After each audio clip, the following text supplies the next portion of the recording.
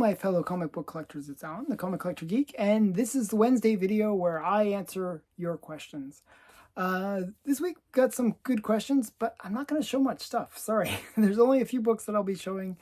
The questions are more discussion sort of questions, but some really great ones. So stay tuned. Let's get into it. The first question comes from JB, who asked, how do you pack your comics for moving to prevent them from being damaged? I see you have so many books, not all of them are slabs, so those would be susceptible to damage while moving. Actually, the slabbed ones are actually more at risk for damage than the raw books, which is, it sounds weird, you know, you think, oh, the slabs would protect. Well, the slabs actually can get damaged pretty easily. So you have to be really careful with the slabs. But what I do is make sure that all the comics and slabs are in boxes, like either slab boxes or banker boxes or regular comic boxes. Generally, what I'll do is I will tape the boxes shut when I move. So, and I then put a piece of paper or something on the box to number them. And what I do is I take an inventory of all the boxes, like count them all.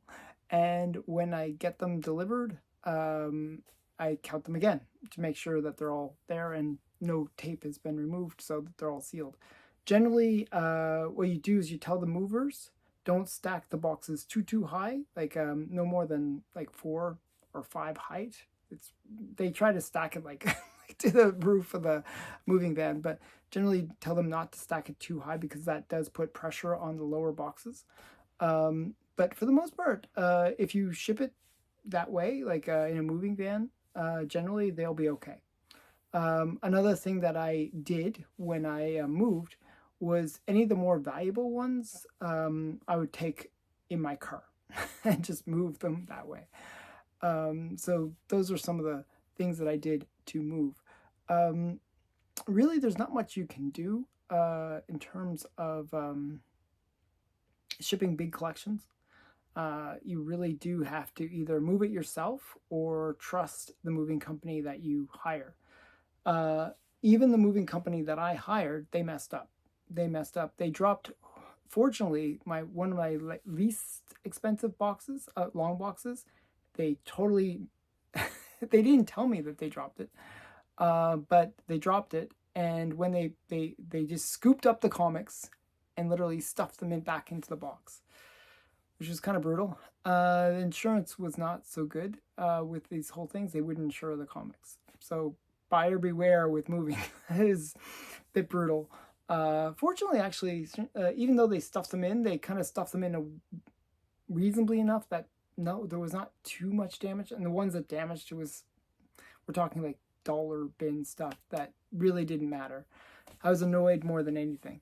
So just some things to be aware of. For the most part, put it in the boxes and should be fine. And move it yourself if you're really worried. Okay, Matt Likes Comics asked, where do you find information or prices of underground comics, as Overstreet does not include them? Well, there is actually a guide for underground comics. It's called Fogel's Underground Comics Price Guide, and that's comics with an X. Price and grading guide, actually. Now, the last time it was issued was in 2015 to 2016 issue. So that was the last issue, which was volume number 4, or the 4th edition. Now, there was supposedly a 5th edition of this Underground Comics Guide coming out in 2024. When it comes out, not sure. But if you want to keep up to date with this Underground Comics Guide, you can go to hippiecomics with an X .com, and they will, you know, that's where they publish these comic price guides, these underground comics price guides. Now, personally, the price guides have a real use, especially with these underground comics ones, to give you approximate values. If you have comics that are underground comics, generally the best thing to do is check eBay sold listings, or check places like Go Collect, or Even Heritage, do searches on Heritage, and you can sometimes find sold listings.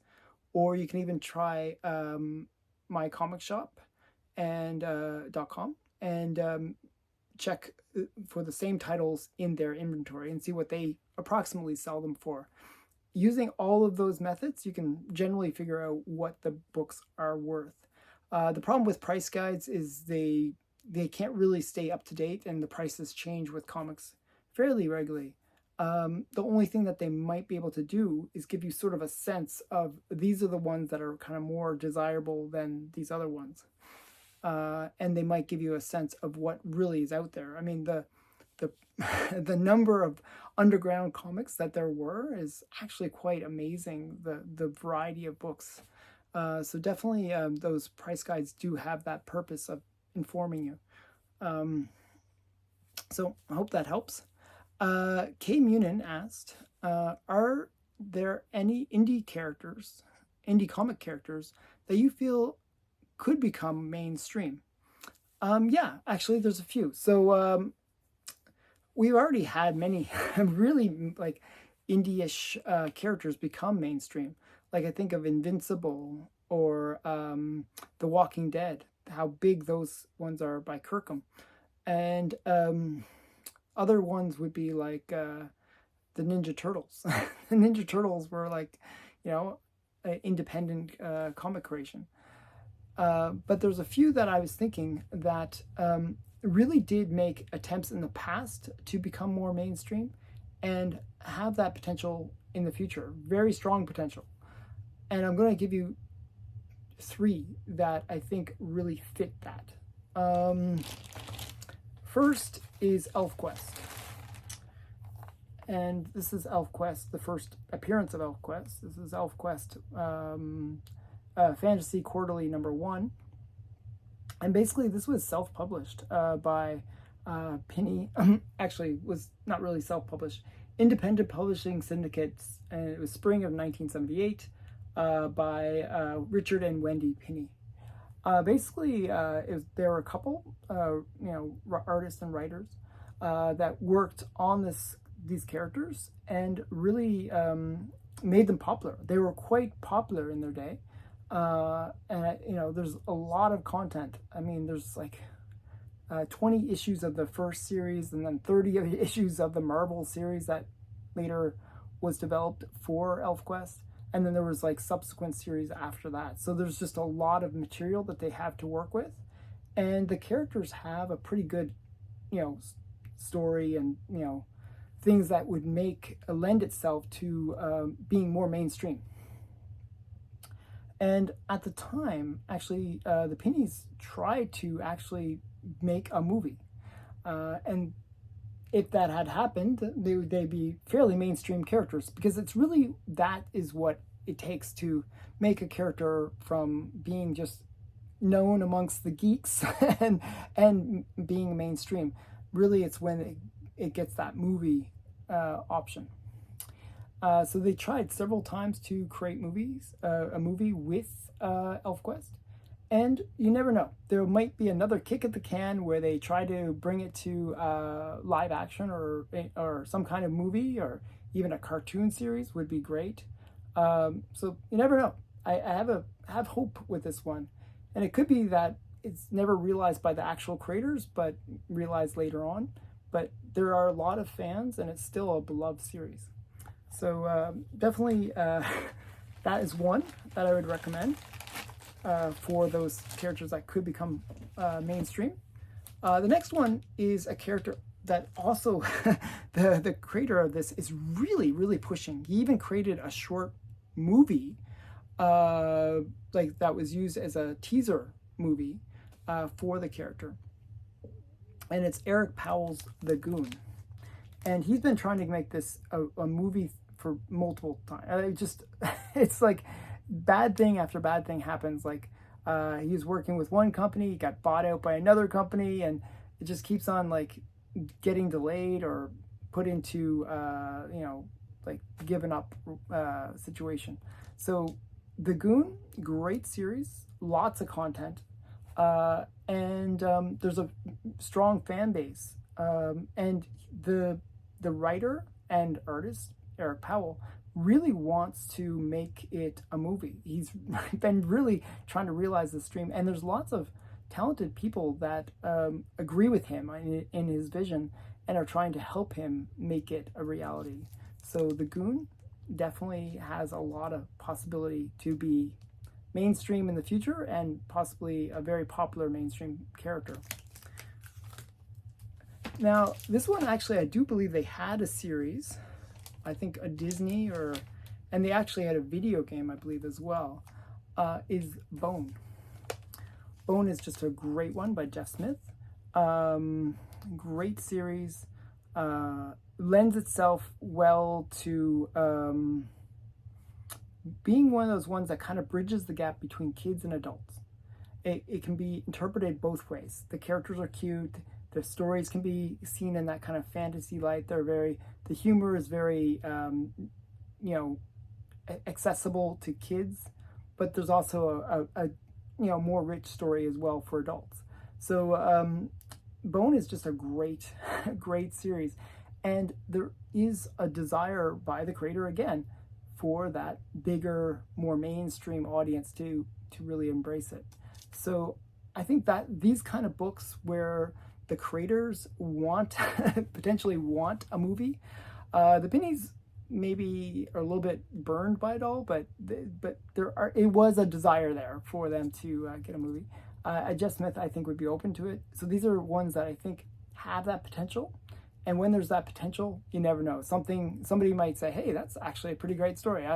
We better make that into a movie. And that's really what happened with some of these other properties. Some kid says, hey, Daddy, George Lucas, or some like major director, I love this comic. That could happen. And then all of a sudden it gets realized. So really we need that kind of thing, and we need the fans to really push for it as well. That's my thoughts on that one. So those would be three good ones to, if you ever want, like they're pretty expensive books already, but they have potential to be even bigger because of that potential mainstream effect. Okay. You actually asked multiple questions. If you had a choice between good girl covers and bad girl covers, and you could only collect one, which would it be? I would collect good girl. Now, I do like the bad girls, especially but I really associate the bad girls as being like more of a modern time period thing, where it's like 90s and up. There are some really great sexy covers and fun stuff from that era. I do like the bad girls. Now, the bad girls, just for the people that are not familiar with these terms, bad girls, good girls, the bad girls are actually sort of more on the overtly sexual side of the female characters. They're usually a little bit stronger too. They're a little bit more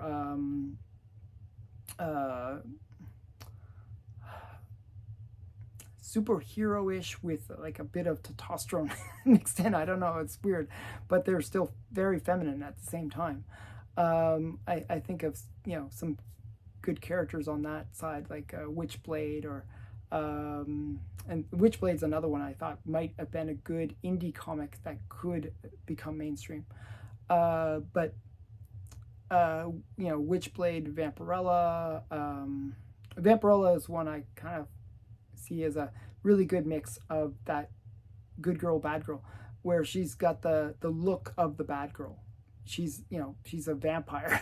That there's a bit more there than the good girls. The good girls are a little bit more tame, I guess. So the good girls I associate with the Golden Age, and because of my interests in being more geared towards the Golden Age now, I've really fell in love with the Golden Age. I sort of gravitate to those Golden Age characters more, and the difference with the good girls is they generally are characters that are more demure. And I think of characters like Lady Luck, Miss Mask, Phantom Lady. All of those characters are very sexual in their own way. And I think of the Archie characters as well. But they are also very feminine in the more demure way, which is different. So they're not the modern female, and I kind of like the more traditional woman.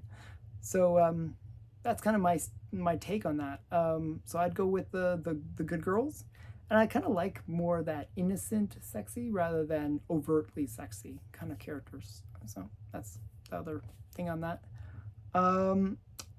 Troy Evans asked, I love Golden Age yellow covers, but unfortunately a lot of them have ink/text transfer from the inside of the front cover showing through to the front cover itself on portions on the yellow portions of the cover. Yeah, so this does happen.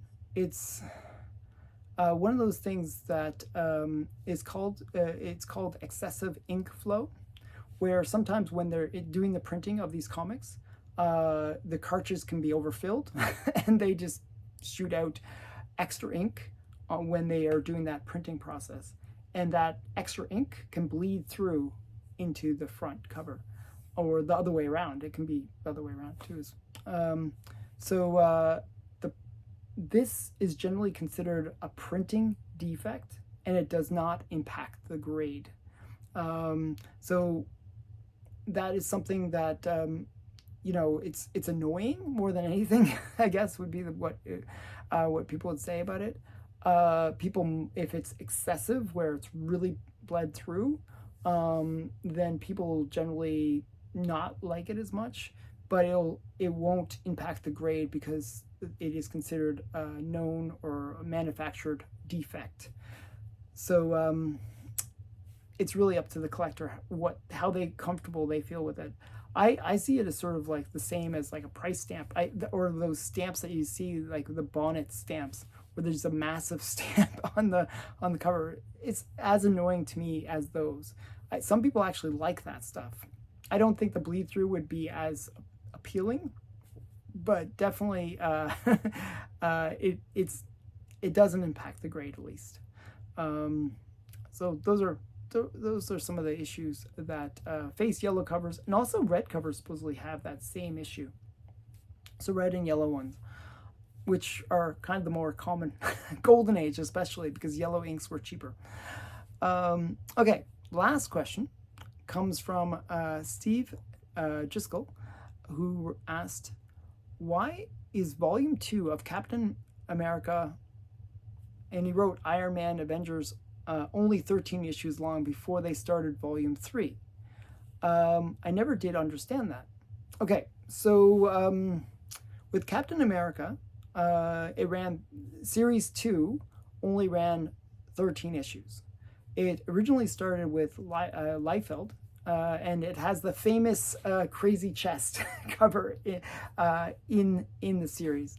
And his artwork was a little questionable. He stayed in it until issue number 6. Later on, it switched to different writers, and Rob Loeb, and Bennett, I think. They finished out the series. Now, it was actually slated to be a series. It was meant to be, and it did have a conclusion. It was like sort of meant to be a mini-series to sort of relaunch the Captain America character and bring this concept of the two universes together and all this kind of stuff. And so it was a kind of a relaunch for Captain America. Now, they immediately went into the third series, where it was a proper Captain America Reborn. It's like a relaunch of a relaunch. And that's the way that they did it. Just to give you a sense, though, probably why they only went 13 issues was the subscription numbers, or the numbers of people buying it, actually were diminishing over year, or not year over year. It only lasted a year and a half. So basically it went from 196,000 printed of Captain America #1 second series, to issue 13 only having 78,000 being published. So normally you'd see that anyways, that there's a drop from the number 1 to later issues, but this was a significant decline. Even between issues 12 and 13, there was a decline where there was only 86,000 printed of issue number 12, and as I said, 78,000 of issue 13, which was actually the finale of the 4-part mini-series within the series. And you can see that the number of people that were interested was kind of dwindling. So they probably just kept it to 13 issues for that reason. So yeah, I hope that answers your question. I actually read that series, believe it or not. It's okay. It's okay. If you have a question that you would like me to answer, put it in the comments below, and I will do my best to answer it. I appreciate everyone that asks questions. You can ask questions where I show a bit more books, or you can ask these kind of questions, whatever you like. But just ask questions, really. So thanks everyone for watching. Please remember to like, comment, and subscribe. Bye for now.